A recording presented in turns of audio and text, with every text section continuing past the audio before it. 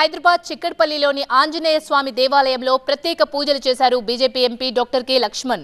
అయోధ్య రామమందిరం అక్షింతలను ఇంటింటికి పంపిణీ చేశారు. అయోధ్య రామమందిరంలో బాలరాముడి విగ్రహ ప్రతిష్టాపన చరిత్రలో సువర్ణాక్షరాలతో లిఖించదగదన్నారు లక్ష్మణ్. 22న విగ్రహ ప్రతిష్టాపన నేపథ్యంలో సనాతన ధర్మం గర్వపడేలా అందరూ ప్రతి ఇంటి ముందు 5 దీపాలను వెలిగించాలని కోరారు.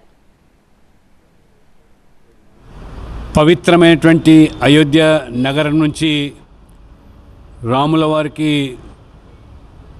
పూజలు చేసినటువంటి అక్షంతలు భాగ్యనగరానికి రావడము, ఈరోజు మన ముషిరాబాద్లోని అశోక్ నగర్ ప్రాంతంలో ఇంటింటికి వెళ్ళి వాటిని వితరణ చేయడం జరిగింది.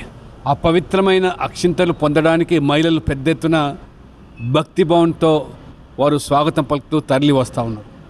500 సంవత్సరాల చరిత్ర, ఏ పోరాటాలు త్యాగాల ఫలితము ఈరోజు ఒక భవ్యమైనటువంటి రాముడు జన్మించినటువంటి అయోధ్యలో రామమందిరం నిర్మాణం కావడము నిజంగా ప్రపంచవ్యాప్తంగా ఉన్నటువంటి హిందువులందరూ కూడా గర్వపడుతున్నారు.